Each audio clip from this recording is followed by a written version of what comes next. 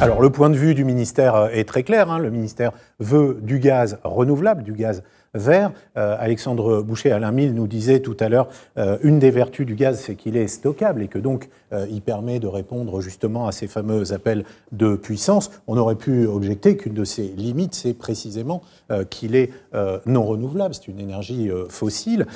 Il y a des technologies qui permettent de faire du gaz renouvelable. Est-ce qu'on peut espérer un jour, quelle que soit l'échéance, répondre à 100% des besoins avec du gaz 100% renouvelable? Déjà, je pense que si on veut un monde décarboné à horizon 2050 ou après 2050, il faudra que le gaz soit 100% renouvelable s'il veut continuer à avoir une place dans notre territoire. C'est vrai qu'on a aujourd'hui un système gazier de distribution, de transport, de stockage qui est extrêmement efficace. C'est un investissement sur lequel on peut continuer à capitaliser. La question est de savoir si le coût du gaz vert est suffisamment accessible pour qu'on accélère la transition du gaz naturel carboné vers du gaz vert. Et la réponse, aujourd'hui, le coût est important. Il est aidé, en tout cas, en France. Ça coûte trop cher de produire du gaz vert? Aujourd'hui, ça coûte cher. Par rapport aux attentes du marché. C'est pas compétitif. C'est pas compétitif, mais comme les énergies renouvelables ne sont pas compétitifs par rapport au prix de marché également, ou ne l'étaient pas du tout il y a quelques années. C'est-à-dire qu'on a eu une baisse très très significative du prix de l'électricité renouvelable. Dans le biométhane, aujourd'hui, on est à des niveaux à peu près en moyenne de 90-95 € du mégawattheure. Si vous achetez si vous achetez du gaz naturel sur les marchés, vous pouvez l'avoir en fonction des périodes entre 20 et 30 € du mégawattheure. Donc on est quand même sur des écarts qui sont relativement significatifs. Relativement significatifs, mais comme je le dis, ça l'a été également sur l'électricité. En tout cas, ce qui est clair, c'est qu'aujourd'hui, le gouvernement, enfin l'État a pris des objectifs pour pouvoir arriver rapidement à avoir à minima, je dis à minima parce que ça peut faire partie des débats justement, 10% de gaz renouvelable dans les réseaux à horizon 2030, ce qui représente 30 TWh. Et c'est pas pour revenir sur votre première question, mais est-ce qu'on est en avance, en retard par rapport à l'état actuel des choses? Sur le gaz, on est plutôt en retard en fait, c'est-à-dire qu'aujourd'hui, enfin plutôt à fin 2017, on avait à peu près 0,7 TWh dans les réseaux.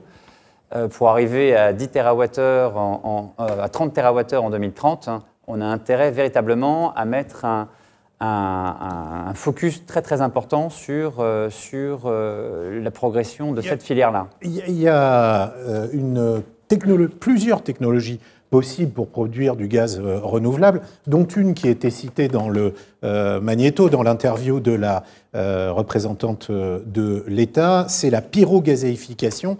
Quel est le principe? Qu'est-ce que c'est que cette technologie? C'est un processus thermochimique, mais qui va concerner principalement la filière bois, la filière biomasse bois. Et l'enjeu de cette filière, au-delà de l'aspect encore démonstrateur, puisqu'on est uniquement aujourd'hui dans des démonstrateurs. Des démonstrateurs en France, il y en a en Autriche, il y en a dans les Pays-Bas, dans les pays scandinaves, mais uniquement au stade de démonstrateurs. Au-delà simplement du fait qu'on reste dans des démonstrateurs, on est aussi dans une concurrence autour de la filière bois qui va être importante entre justement les réseaux de chaleur dont on parlait tout à l'heure. Il y a des objectifs également de conversion de chaleur carbonée qui peut être produite par du gaz naturel, mais encore par du fioul ou par d'autres vecteurs. Et c'est surtout le bois en fait qui va permettre de verdir cette chaleur-là. Enfin, ça, la pyrogazéification, c'est vraiment expérimental. C'est expérimental. C'est ce que vous nous dites. De toute façon, à nouveau, quand on regarde un peu échéance 2030, l'enjeu aujourd'hui du verdissement du gaz, c'est la méthanisation, c'est le biométhane. On va y venir dans un instant. Merci pour cette transition habile. Oui, Alain Mille, et puis ensuite un tweet qui nous parle d'hydrogène. Oui, peut-être une réaction sur votre question. Est-ce qu'on pourra satisfaire un jour l'ensemble des besoins en gaz avec du renouvelable? Marie-Christine pourra compléter, parce que nous avons fait ensemble une étude qui montre que le potentiel de gaz renouvelable en France, toutes technologies confondues, méthanisation, pyrogazéfication et power-to-gaz, se situe autour de 450 TWh, alors que les besoins à horizon 2050 se situent en dessous des 300 TWh en gaz. Donc du gaz vert 100%, c'est possible. Le potentiel est là. Après, il y a effectivement la question des coûts, on l'a dit tout à l'heure, mais la question des coûts, c'est extrêmement difficile de savoir aujourd'hui le coût des ENR en 2050 ou à cet horizon-là. Ce qu'on peut dire aujourd'hui, c'est que effectivement, les ENR sont chers, la production de gaz renouvelable est chère, mais pas tant que ça. Pas tant que ça. Quand on regarde, aujourd'hui, on a de la méthanisation, on va en parler, à 90 € le mégawattheure. On pense qu'on sera capable de descendre assez rapidement à 60. Et donc, on n'est pas plus cher que les autres ENR électriques. Simplement, dans le monde actuel, le gaz fossile est 2 à 3 fois moins cher que l'électricité. Dans le monde de demain, le gaz renouvelable sera au prix de l'électricité renouvelable. Donc c'est différent, mais ce n'est pas non compétitif.